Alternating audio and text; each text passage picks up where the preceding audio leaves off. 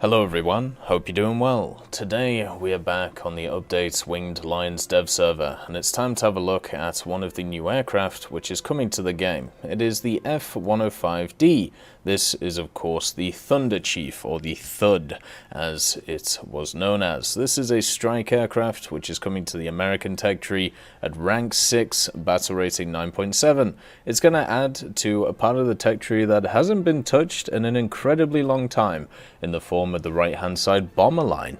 You can see that the last plane before it, the B-57, this was added many years ago, so to finally see something on top of it is kind of a surprise. And also maybe a show of things to come, where instead of transitioning to these larger bombers, I know many people have talked about the very massive bombers that the US designed coming in this part of the tree. I think the idea is we're more going to get fighter bombers / strike aircraft kind of ideas, and the F-105 is a good example of that.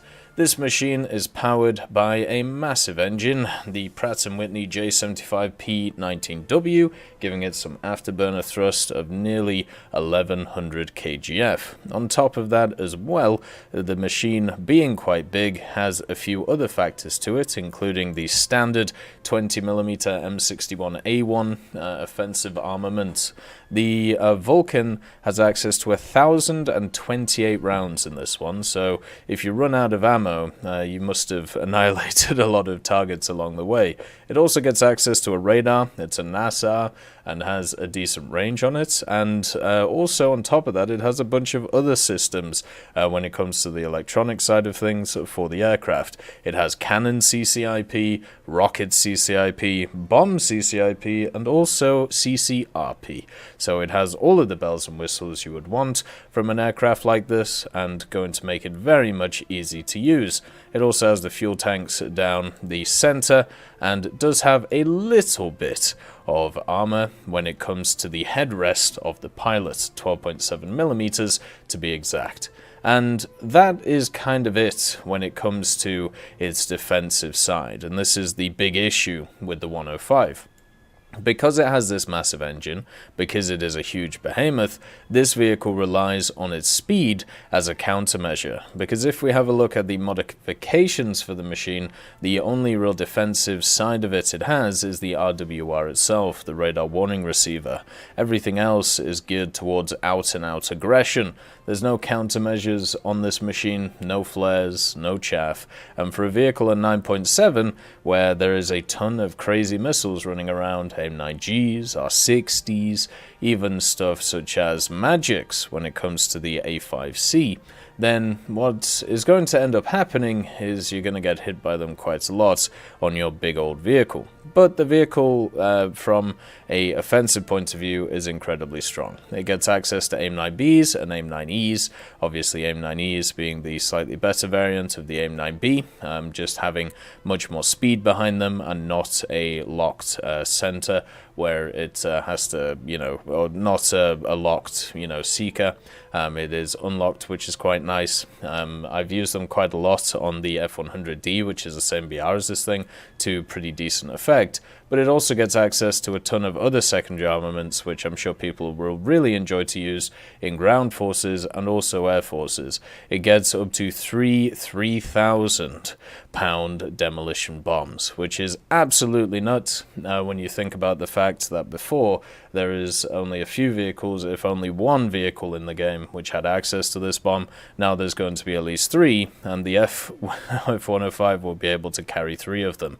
Also, it carries 1,000-pounders, 750s, 2,000-pounders, gets 3 of them as well if it wants, and also bullpups in the form of standard bullpups and also Cs. So it doesn't just get access to the smaller bullpups in the form of the Bs, it gets the big chunky ones as well, as you can see here. So from a ground pounding, from a CAS point of view, this aircraft is set up in a great way to be very useful for its pilot.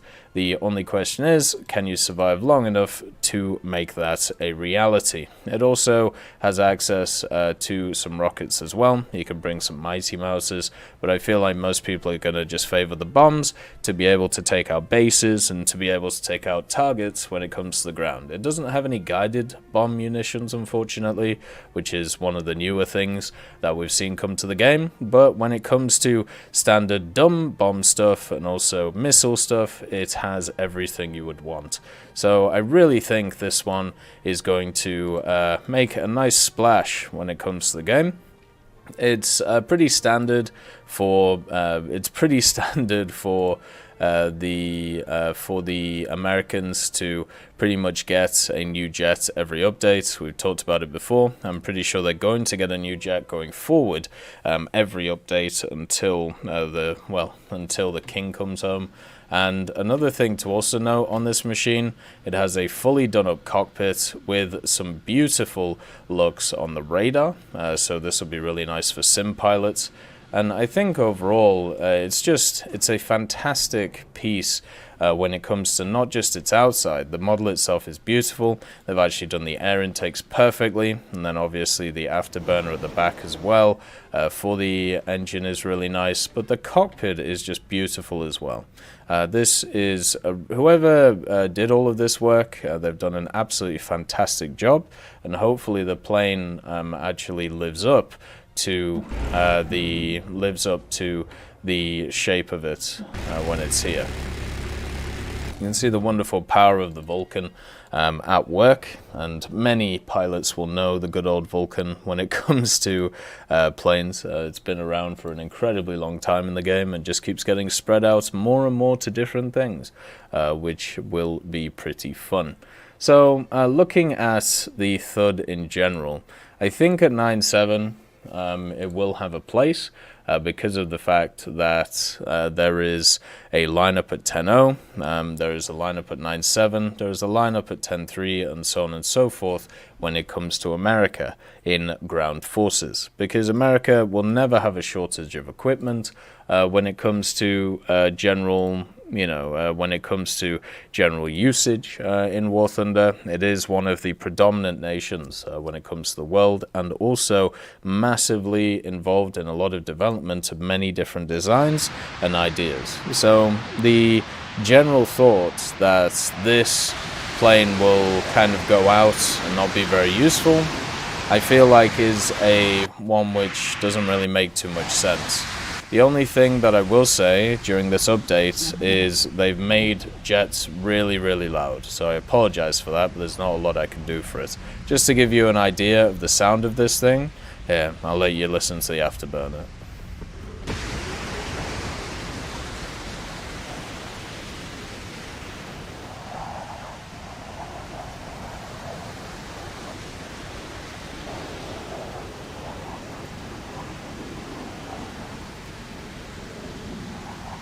The plane itself is beautiful. The fact it has access to everything you would want from a general use point of view, and even access to stuff such as crazy large bullpups, I think overall it's going to be fantastic to play, and many people are going to find a fantastic use in the vehicle itself. I hope you have a wonderful day, and I'll see you next time.